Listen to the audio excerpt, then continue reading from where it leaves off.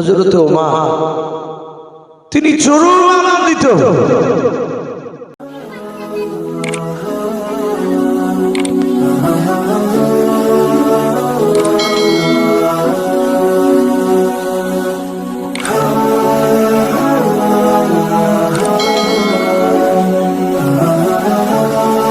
রসুলুল্লাহর বাবাজির জুব্বা ব্যবহার করতে পারবে। নবীজি বলেছেন, ওমর আমার ইন্তেকাল করার পরে এই জুব্বাটা তোমার কাছে রেখে দেব। ভাই আমরা হাদিসে পড়েছি, নবীজির জীবনী তো পাই। সিরাতে হাদিয়া বলে একটি কিতাব উলামে দেওবন্দের লেখা। ওই কিতাবটা ওতে বিশ্ব নবীজির বাবাজি সিরাত সম্পর্কে, নবীজির চরিত্র, নবীর জীবনী অনেক দেওয়া আছে। তাতে এসেছে রাসূলুল্লাহর বাবাজি শরীরের এক টুকরা পাঞ্জাবি কথা হযরত খাদিজাতুল কুবরা রাদিয়াল্লাহু তাআলা আনহা তিনি বলেছিলেন। ঘটনা হয়তো আপনাদের অনেকের শোনা আছে, জানা আছে।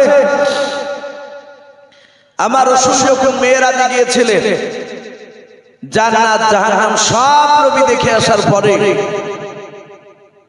সাহাবাদের সামনে নবী আমার আলোচনা করেছিলেন। তারপরে ওখান থেকে মসজিদে বাবজি, আপনার মসজিদ থেকে বেরিয়ে রাসূলুল্লাহ নবীর প্রথম অর্ধাঙ্গিনী বিবি হযরত মা খাদিজাতুল কুবরা রাদিয়াল্লাহু তাআলা আনহা, নাম শুনে না আমরা বাবা?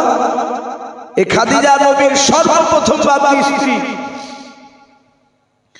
তো সেই আল্লাহর নবী জনাবে মুহাম্মদ রাসূলুল্লাহ সাল্লাল্লাহু তাআলা আলাইহি ওয়াসাল্লাম, ওগো মাওলা যারা দান করেছে, যারা করতে পারে নাই, তুমি সকলকে মওতের আগে বিশ্ব নবীর চেহারা না দেখে মওত দিও না। বলুন আল্লাহুম্মা। আচ্ছা বলেন, বিশ্ব নবীকে যদি আমরা চেহারা স্বপ্নের মাধ্যমে কেউ যদি দেখে নেন, আমাদের এর চেয়ে আর সৌভাগ্য হতে পারে কোনো জিনিসের আশা থাকতে বলে? নবী বলেছেন, আমাকে যে একবার চেহারা দেখলো, ওই ব্যক্তি স্বয়ং জিন্দা অবস্থাতে দেখলো। বলুন আলহামদুলিল্লাহ। আর নবীকে যে দেখবে সে আল্লাহর ওলি না হয়ে থাকতে পারবে না। তো ভাই আমি বলছিলাম যে আল্লাহ রাসূল যখন খাদিজাতুল কুবরার কাছে গিয়ে আলোচনা করলেন, ওগো খাদিজা, আমি জান্নাত জাহান্নাম দেখতে গিয়েছিলাম, আমি জাহান্নামে বেশিরভাগ নারীদেরকে দেখলাম, তারা জাহান্নামের আগুনে তারা শাস্তি তাদেরকে দেওয়া হয়েছে। মেয়ে মহল থেকে 870 টাকা। বলুন মারহাবা, নারে তাকবীর। আল্লাহ সকল মা বোনের টাকা দানকে কবুল করে নিও গো মওলা। তুমি আমার সকল মা বোনের ঈমানটা হযরত মা ফাতেমাতুজ জোহরা রাদিয়াল্লাহু তাআলা আনহা হতে ঈমান বানিয়ে দাও। বলুন আল্লাহুম্মা আমিন। তো ভাই আমি বলছিলাম, বিশ্বনবী তার প্রাণের বিবি খাদিজাকে ডাক দিয়ে বলছেন, খাদিজা খুব সাবধান। বলে কেন? আমার স্বামী। বলে খাদিজা, আমি জান্নাতে গিয়েছি, জাহান্নামে গিয়েছি, আমি জাহান্নামে দেখেছি পুরুষের তুলনামূলক নারীরা জাহান্নামে, তাদেরকে অনেক কষ্ট দেওয়া হচ্ছে। এই খাদিজা, তুমি ভেবো না যে আমার স্বামী পয়গম্বর রাসূল বলে কবরে আমার কোনো হিসাব হবে না, আমার কিছু হবে না, এটা ধারণা করো না, এটা ভুল হবে। এই খাদিজা, আল্লাহর কোরআন এবং আমি রাসূল যেভাবে চলতে বলছি সেইভাবে তুমি চলো। বাবা খাদিজা চলতেন কি চলতেন না? কথা বলে চলতে। আমরা হাদিসে পড়েছি, দুনিয়ার বুকে 10 জন নারী আর পুরুষকে নবী আমার জান্নাতের খুশখবরি শুনিয়েছিলেন। তার মধ্যে থেকে খাদিজাতুল কুবরা উনি একজন। নবী আমার বলেছিলেন, খাদিজা তুমি জান্নাতি। এভাবে নারী আর পুরুষের নাম নবী আমার 10 জনের করেছিলেন। হাদিসে এটাও এসেছে, আল্লাহ রাব্বুল আলামিন দুনিয়ার বুকে দুটো নারীকে সালাম পাঠিয়েছিলেন জিবরিলের মারফতে। তার মধ্যে থেকে খাদিজাতুল কুবরা তিনি একজন ছিলেন। বলুন আলহামদুলিল্লাহ। তাহলে যে আল্লাহ খাদিজাকে সালাম পাঠায় সে খাদিজা, সে দাবি নেওয়া দাবি, কথা বলবো না, চরম দাবি। আর সেই খাদিজাকে বলেন খাদিজা সাবধান, জাহান্নামের আগুন চরম ভয়ঙ্কর। আমি দেখেছি জাহান্নামের নারীদেরকে অনেক শাস্তি দেওয়া হচ্ছে। আল্লাহ নবী জনাবে মুহাম্মদ রাসূলুল্লাহ সাল্লাল্লাহু তাআলা আলাইহি ওয়াসাল্লাম নবী আমার খাদিজাকে কথাটা বলার পর আল্লাহর নবী বাড়ি থেকে বেরিয়ে মসজিদে গিয়েছেন বাবা ইবাদত করার জন্য। সাহাবারা জানতেন নবী আমার কলমার দাওয়াত দেওয়া বন্ধ হয়ে গেলেন, বাড়িতে বেশি নবী আমার মসজিদে সময় কাটাতেন। আল্লাহর নবী বাপি চলে গিয়েছেন মা খাদিজাতুল কুবরা রাদিয়াল্লাহু তাআলা আনহা। ঘর থেকে বেরিয়ে আঙিনাতে বাপি বসে পড়লেন। অনেকে আমরা উঠোন বলি, ওই আঙিনাতে খাদিজাতুল কুবরা তিনি বসে বসে বাবা চিন্তা করতে করতে হঠাৎ করে খাদিজা আল্লাহ বলে চিৎকার করে বাপি আওয়াজ দিয়ে উঠলেন। আল্লাহর কলিজা নবীর কলিজা টুকরা পিটিয়ে হযরত মা ফাতেমা জোহরা রাদিয়াল্লাহু তাআলা আনহা কয়েক বছরের বাপটি পিটে ঘর থেকে বাপকে মার কান্না শুনে দৌড়ে বেরিয়ে আসলেন। আসার পর দেখেন খাদিজাতুল কুবরা চিৎকার করে কান্না করতে করতে মাটিতে বেহুশে বাপটি পড়ে গেলেন। মুখ দিয়ে বাপটি ফেফড়া উঠতে লাগলো। আল্লাহর নবী জনাবে মুহাম্মদ রাসূলুল্লাহ সাল্লাল্লাহু তাআলা আলাইহি ওয়াসাল্লামের কলিজার টুকরা বেটি ফাতেমা মা খাদিজার কাছে এসে হাত দুখানা ধরে বলেন, মা তুমি কেন কাঁদতে কাঁদতে বেহুশ হয়ে পড়ে গেলে বলো। কয়েকবার ডাকলেন, মার ডাকের কোনো সাড়া পেলেন না। খাদিজা একেবারে নিস্তব্ধ হয়ে গিয়েছেন, জবানটা বন্ধ হয়ে গিয়েছে। ফাতেমা জোহরা আর থাকতে পারলেন না, সোজা দৌড়ে চলে গেলেন আব্বা কোথায় আছে। উনি জানতেন আব্বা বাড়ি থেকে কলমার দাওয়াত যদি বিদেশে না যেতেন, বেশিরভাগ মসজিদে গিয়ে নামাজের সময় কাটাতেন। ফাতেমা জোহরা রাদিয়াল্লাহু তাআলা আনহা দৌড়ে গিয়ে দরজার কাছে গিয়ে মসজিদে সালাম দিলেন, আসসালামু আলাইকুম ইয়া আহলাল মসজিদ। সালাম দিয়ে আল্লাহর নবীর কলিজার টুকরা বিটি মসজিদে নববীর দরজার কাছে দাঁড়িয়ে ডাক দিয়ে বলেন, আব্বা তাড়াতাড়ি নামাজটা সমাপ্ত করুন। মা ফাতেমা জোহরার কান্নার আওয়াজ আল্লাহর নবী সহ্য করতে পারতেন না। আল্লাহর নবী এত ফাতেমাকে ভালোবাসতেন বাবা। এই আল্লাহর নবী জনাবে মুহাম্মদ রাসূলুল্লাহ সাল্লাল্লাহু তাআলা আলাইহি ওয়াসাল্লাম তাড়াতাড়ি নামাজটা সমাপ্ত করলেন। ডান দিকে বাম দিকে সালাম ফিরে বলেন, মা ফাতেমা কেন ডাক দিলে বলো। ফাতেমা টুকরে টুকরে কাঁদার বলেন, আব্বা এখন আপনি তাড়াতাড়ি বাড়িতে চলুন। বলো কেন রে মা। বলে, আব্বা আমার মা খাদিজাতুল কুবরা মনে হয় এতক্ষণ আর পৃথিবীর বুকে জিন্দা নাই। আমার মাকে দেখলাম মা কান্না করতে করতে আগুনেতে বেহুশ হয়ে পড়ে গেল। ওগো আমার আব্বা, আমার মা যদি ইন্তেকাল করে যায় আমি কাকে মা বলে ডাকবো? আমাকে কে কোলে নিবে? আমাকে কে আদর করবে? বলো।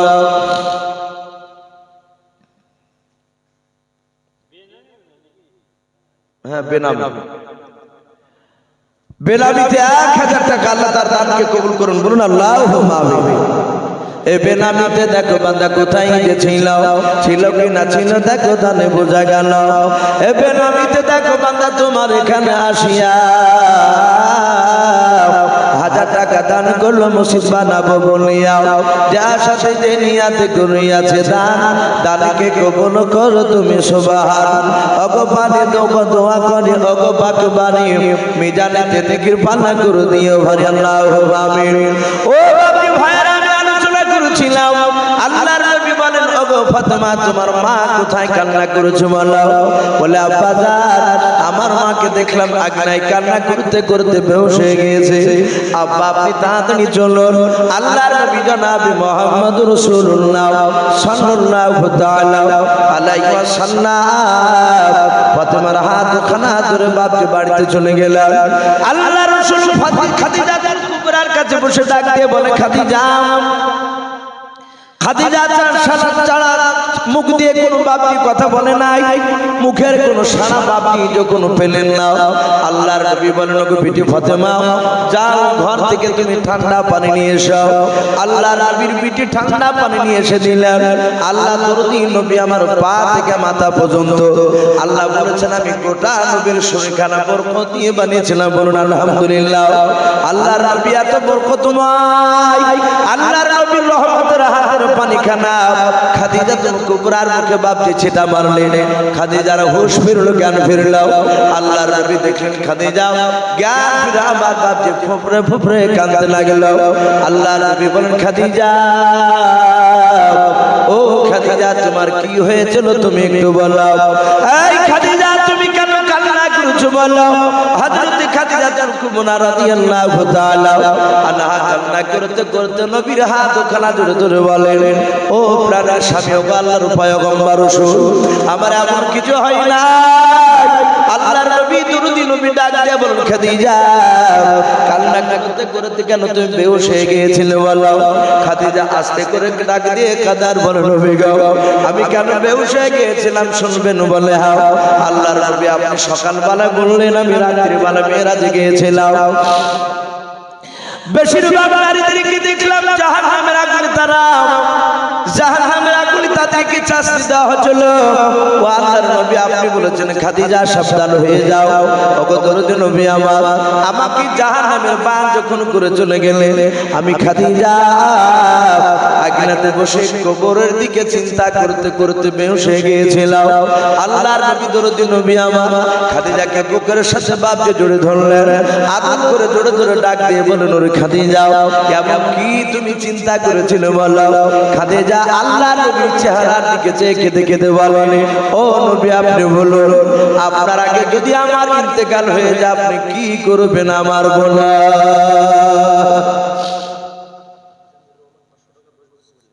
সুবহানাল্লাহ। মিজানুর রহমান 500 টাকার 10 বস্তা সিমেন্টের দাতা বলুন মারহাবা বলেন নারে তাকবীর।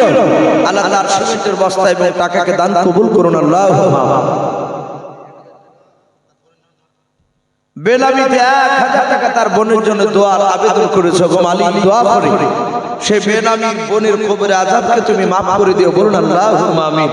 তার 1000 টাকা দান তুমি কবুল করে নিও বলুন আল্লাহুম্মা আমিন। ভাই রাত্রি প্রায় 1টা বাজতে চলল। যারা দিবেন ভাই তারা একজন দুজন করে আসুন আর নামটা লিখিয়ে দিয়ে যান ইনশাআল্লাহ। হয়তো আর কিছুক্ষণ পরে ইনশাআল্লাহ আমরা আখির দোয়া নিয়ে আমরা বাড়ি যাবো এখান থেকে। তাই বাপজি ভাই মা বোনেরা আপনারা দেরি না করে আপনারা আসুন আর নামটা লিখিয়ে দিয়ে যান ইনশাআল্লাহ। তো ভাই আমি বলছিলাম খাদিজা কুবরা ডাক দিয়ে বলছেন হুজুর আপনার আগে যদি আমার ইন্তেকাল হয়ে যায় কি করবে। আল্লাহর নবী বলেন ওরে খাদিজা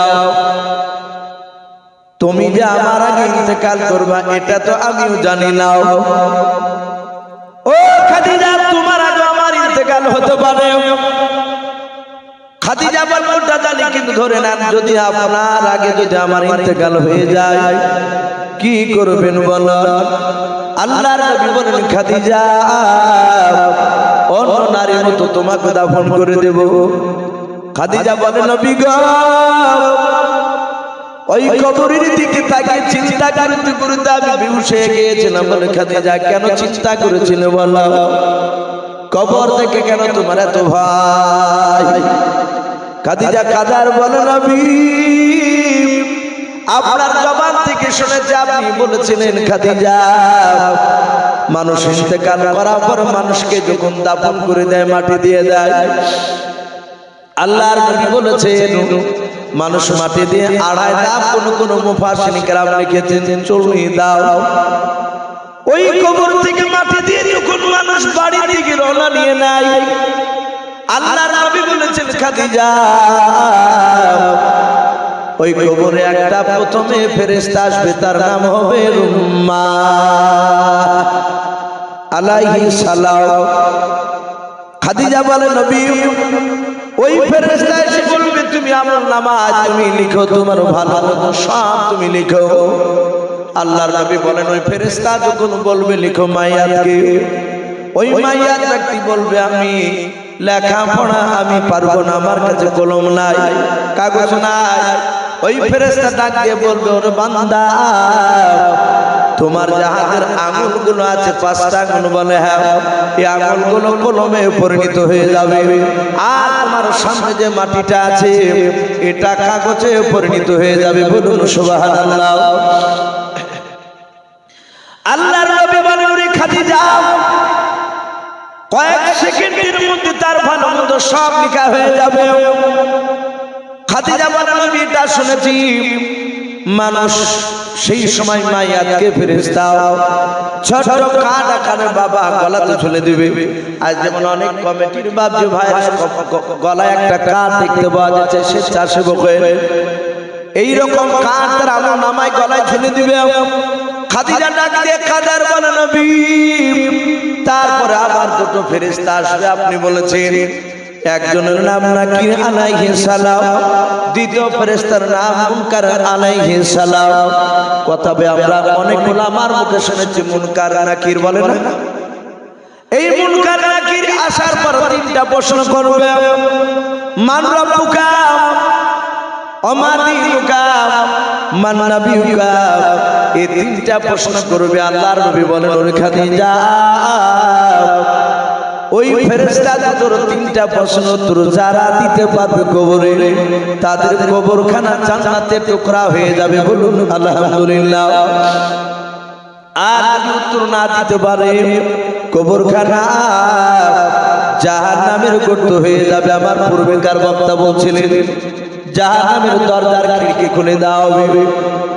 হযরত খাদিজাতুল কুবরা রাদিয়াল্লাহু তাআলা আনহা কাদার বলে নবী, ওই কবরের দিকে চিন্তা করতে করতে বেহুশ হয়ে যাচ্ছিলাম। আপনার আগে যদি আমার ইন্তেকাল হয়ে যায় আপনি আমাকে দাফন করবেন, বলে হ্যাঁ। দাফন করার পর সবাই আপনারা চলে যাবে। ওই দুজন ফেরেশতা আসার পর যদি আমাকে 3টা প্রশ্ন করে নবী, আমি ওই 3টা প্রশ্নের উত্তর যদি দিতে না পারি নবী গো, তাহলে জাহান্নামের আগুন আমি সহ্য করতে পারবো না, আমাকে ফেরেশতারা চিনতে পারবে না। আল্লাহর নবী কাদার বলেন খাদিজা, যেভাবে তুমি আমাকে মহব্বত করো, আল্লাহর কোরআনকে যেভাবে তুমি মহব্বত করো মানো, ওরে আমার খাদিজা, আমি পয়গম্বর রসূল কথা দিতে শুনে নাও, কোন ফেরেশতা তোমার সাথে কবরে বেয়াদবি করবে না। বলুন সুবহানাল্লাহ। কি বেয়াদবি করবে?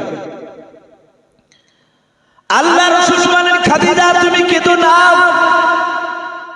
কিন্তু খাদিজাতুল কুবরা বাপজি কান্না বন্ধ হয় নাই। আল্লাহর নবীকে ডাক দিয়ে বলে নবী আমি কান্না বন্ধ করতে পারি, আমার কয়েকটা যদি শর্ত মেনে নেন। নবী বলেন ওরে খাদিজা, কয়েকটা শর্ত তুমি যা বলবা সব আমি মেনে নেব। সর্বপ্রথম খাদিজা বলেছেন নবী আমার ইন্তেকাল যদি হয়ে যায় আপনার আগে নবী শুনে নেন, আপনি যখন আমাকে গোসল বানিয়ে কাফন পরাবেন, ও নবী আপনি কথা দেন ওই কাফনের ভিতরে আমাকে যখন কাফন দিয়ে জোড়ে রাখবেন ঢাকবেন, আল্লাহর নবী আপনি কথা দেন আপনার শরীরের পাঞ্জাবির এক টুকরা ছিটখানা কেটে কিংবা যে চাদরটা আপনি ব্যবহার করেন নবী গো, ওই চাদরের এক টুকরা ছিট কেটে নবী আপনি কথা দেন আপনি আমার কাপড়ের ভিতরে চাদরের ছিটখানা কিংবা পাঞ্জাবির ছিটখানা আপনি ভরে দেবেন কিনা? বলুন সুবহানাল্লাহ। নবী কাঁদতে লাগলেন। আল্লাহর নবী বলেন, এই খাদিজা, তোমার কাপড়ের ভিতরে আমার পাঞ্জাবির ছিট কিংবা চাদরের ছিট এক টুকরা ভরে দিতে হবে বলে। ভাইরা আমার, বাবা জীবনেরাও, আমার বলার উদ্দেশ্যে ঘটনা অনেক আছে, ওদিকে যাব না। আল্লাহ রাসূলের বিবি খাদিজা নবীর এক টুকরা পাপড়ি শুধু পাঞ্জাবির জন্য হাওয়া করে কেঁদেছিলেন, নবীর কাছে ওয়াদা করেছিলেন, আল্লাহর নবীকে ওয়াদা করে নিয়েছিলেন। কিন্তু হযরত বিশ্ব নবী আমার ওমরকে ডাক দিয়ে বলেন, ওমর, আমার ইন্তেকাল করার পর আমার এই পাঞ্জাবি খানা জুব্বা খানা ওমর তোমার কাছে তুমি যত্ন করে রেখে দেবা, বলুন সুবহানাল্লাহ। ওমর ভাগ্যবান কি ভাগ্যবান না? কথা বলে ভাগ্যবান। হাদিসে এসেছে একজন সাহাবার কাছে রাসূলুল্লাহর একটা দাড়ি ছিল, পাকা দাড়ি। সাহাবা বলছেন, যতদিন দাড়িটা ছিল আমাকে শিল ব্যবহার করতে হয়, ওই দাড়ি থেকে মুশকে আম্বার নাই খুশবু বের হতো, হ্যাঁ তো বরকতময়। আবার সাহাবারা বলছেন, মানুষের কারো পেটে ব্যথা হলে আমি দাড়িটা ডুবিয়ে দিয়ে পানি দিতাম, পানি খেতে তার পেটের ব্যথা ভালো হয়ে যেত, বলুন আলহামদুলিল্লাহ। সেই নবীর গোটা পাঞ্জাবি ওমর হাসছে, আমি বিরাট সৌভাগ্যবান। নবী বললেন, ওমর, পাঞ্জাবি তোমার কাছে রাখবা, কিন্তু ব্যবহার করতে পারবা না তো। নাই ওমর, আমার ইন্তেকাল করার পরে মদিনার বাইরে থেকে একটা আল্লাহর পাগল আসবে আমার কবরখানা জিয়ারত করতে। পাগলটার নাম হবে ওয়াইস কুরনি। নাম শুনেছে? ওয়াইস কুরনি। আইয়ুবা, ওই ওয়াইস কুরনিকে আমার জুব্বাটা দিবা, তাকে ব্যবহার করতে, বলুন সুবহানাল্লাহ। ওমরের মনটা ভারী হয়ে গেল। ওমর পেলেন না ব্যবহার করতে। কে পেলেন একটু জোরে বলেন? ওয়াইস কুরনি। তাহলে ওয়াইস কুরনি এমন কি দামি লোক ছিল যে লোকটা রাসূলুল্লাহর পাঞ্জাবি পাচ্ছে? কিতাবে লিখেছে, ওয়াইস কুরনি তার আব্বার খিদমত করার কারণে, তার মার খিদমত করার কারণে আল্লাহ তার মর্যাদা এত উঁচু করে দিয়েছিলেন যে রাসূলুল্লাহর জুব্বা বাপটি ব্যবহার করার তিনি অনুমতি পেয়েছেন। আজ আমরা এখানে অনেক যুবকেরা আছে, আমরা মার খিদমত করতে পারি না। একটা লোকে যদি চারটে ছেলে থাকে তো হিংসা করে বাপকে দেখে না। একটা ছেলেকে যদি তার বাপ বেশি ভালোবাসে তো অন্য বিবিরে বলবে, তুমি ওই কি তার মার পেট থেকে জন্ম নিয়েছিল, তোমরা কি বার হওনি? কই তোমাদেরকে দেখতে পারে না?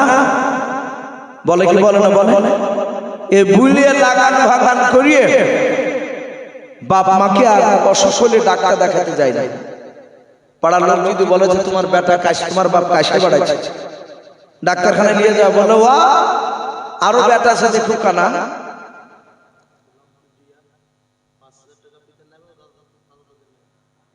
সুবহানাল্লাহ। গোলাম কিবরিয়া নারে তাকবীর। তার বাবা মার নামে এবং দাদা দাদির নামে ৫,০০০ টাকার দাতা, বলুন মারহাবা। আল্লাহ তাদের সকলের কবরটাকে নূর আলা নূর দিয়ে ভরে দিন, বলুন আল্লাহুম্মা।